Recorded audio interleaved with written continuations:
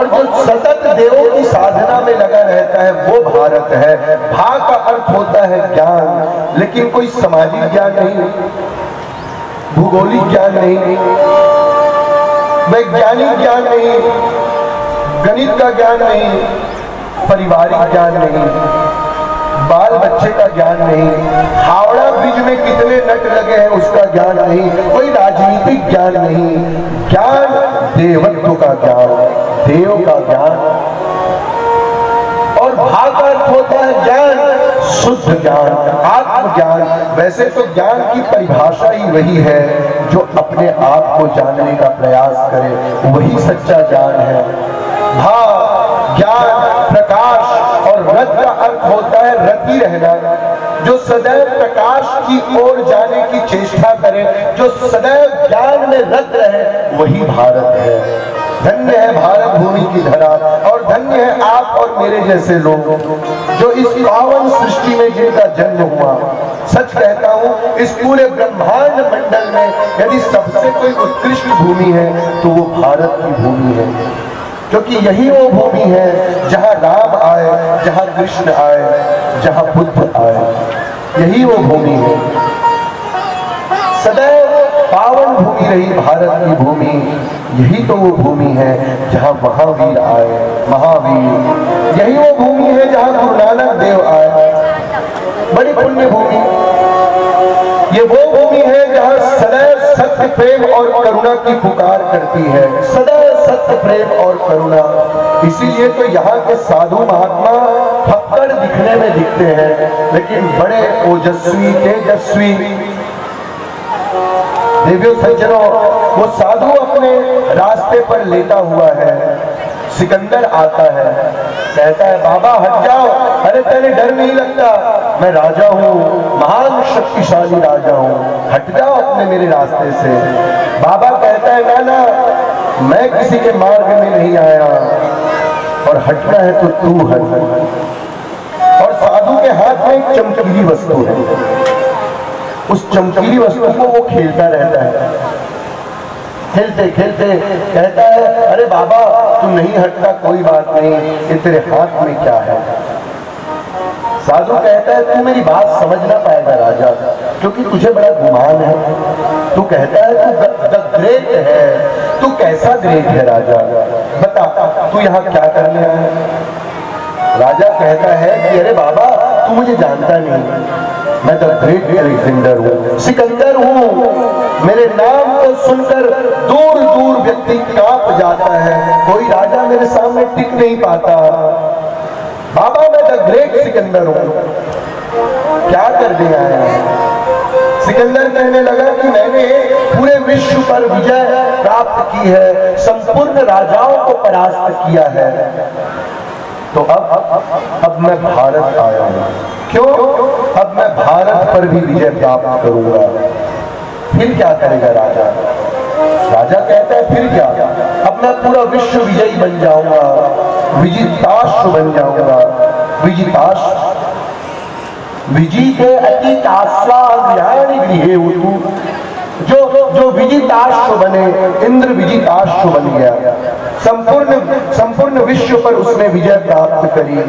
लेकिन आज उसके पतन का मार्ग खुला, क्योंकि उसे अभिमान हो गया। मैं विजिताश्व बनना चाहता हूँ। फिर क्या करेगा राजा? राजा कहने लगा फिर क्या करूंगा? फिर अपने गृह ग्राम वापस चले जाऊंगा। फिर क्या करेगा? फिर क्या करूंगा? चैन की नींद लूंगा, चैन से सो जाऊंगा।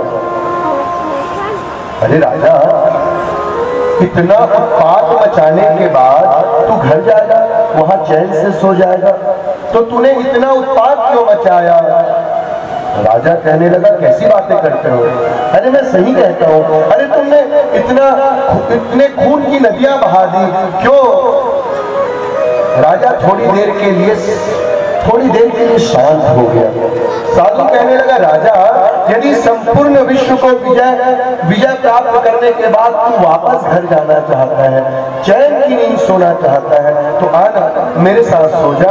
देख मेरे चादर में थोड़ा सा स्थान और खाली है, आजा हम दोनों एक साथ चैन से सोते हैं। चैन से सोने के लिए किसी को मारने की आवश्यकता नहीं, कुछ पाने की आवश्यकता नहीं। कोई भी बाहरी वस्तु आपको चैन नहीं दे सकती।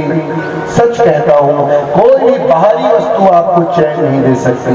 पूज्यपाद गुरुदेव महाराज कहते थे कि सुबह से दौड़ा शाम तक हो गया ताकतहीन।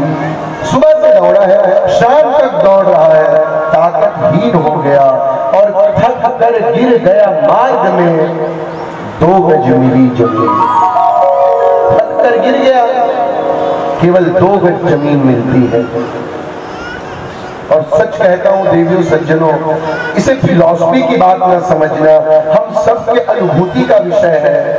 आज जो हमारे निज जन थे ना, खूब व्यस्त थे, खूब टेंशन लेते थे, सोचते थे कि मुझे खूब टेंशन है, खूब जिम्मेदारी है।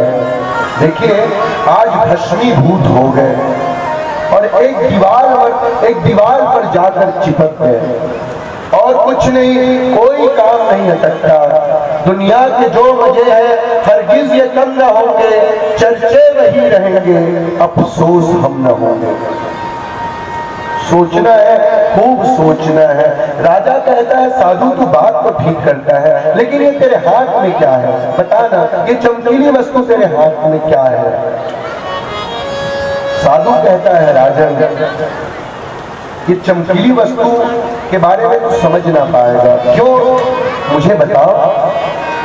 बस मैं इतना कहना चाहता हूं कि जो मेरे हाथ में है वो तेरे संपूर्ण संपत्ति को नाप देगा। तूने आज तक जितना प्राप्त किया ना, वो तेरी सारी संपत्ति एक और मेरे हाथ में जो चमकीला वस्तु है एक और यदि तुझे यकीन ना आता तो मंगा तराजू। मैं सिद्ध करके रहता हूँ राजन कि मेरे पास जो चमकीली वस्तु है उसका पलड़ा भारी हो जाएगा। तूने खूब लूटा है ना, तूने पूरे विश्व पर विजय प्राप्त किया है राजन, लेकिन ये चमकीली वस्तु सब संपत्ति को झुका देगी, तुझे हल्का बना देगी। राजा कहता है साधु, मैंने सुना तो खूब था भारत के बारे में, लेकिन आज मैं देख कर रहूंगा कि वास्तव में तू जो बोलता है वो सही है कि नहीं।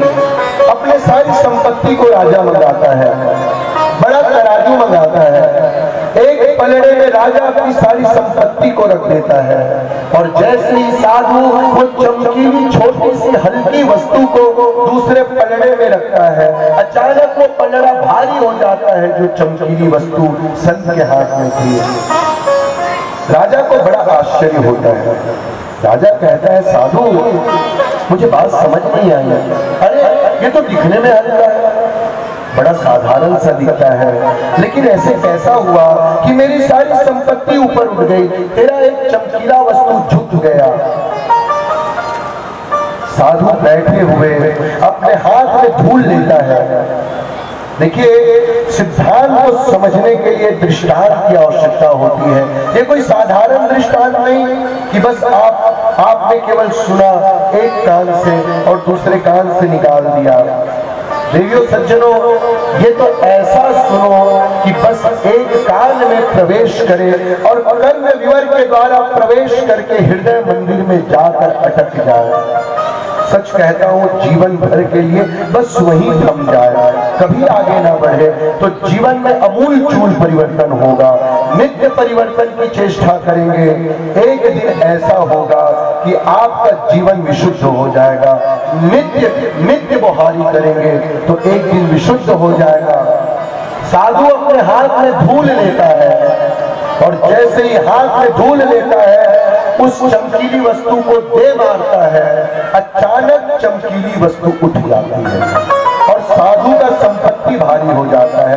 अब तो जो राजा है वो साधु के पैर को पकड़ लेता है, कहता है बाबा मैं मान गया तुझे, मुझे तो बड़ा गुमान था कि मैं भारत को भी जीत लूंगा, लेकिन मेरा सामना तुझ जैसे फक्कड़ से हो गया और पहले तो मैं तुझे ही जीत लूं बाबा।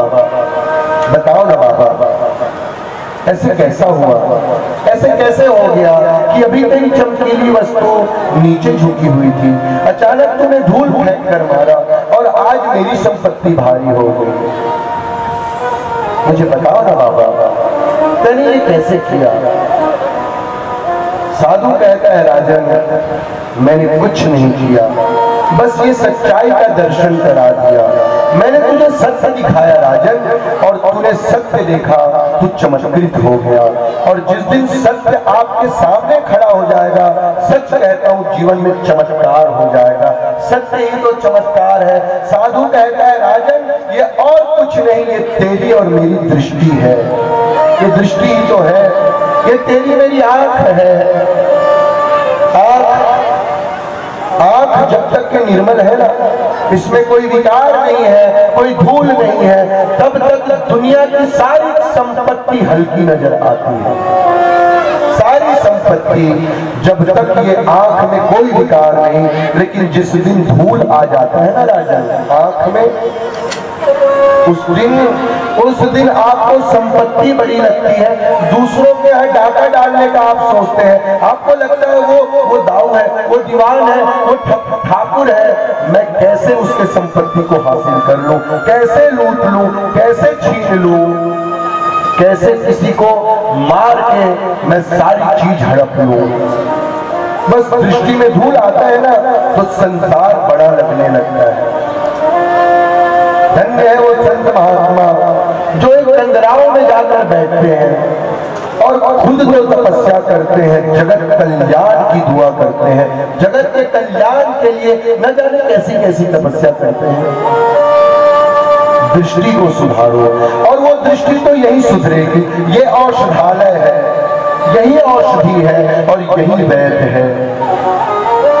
सुधारो, खूब सुधारो, अपने आप को देखो इस पावन दर्पण में, तो अंदर से आवाज आएगी।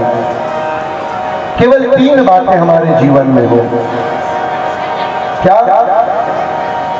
सत्य प्रेम करुणा, सत्य प्रेम करुणा, सत्य प्रेम करुणा।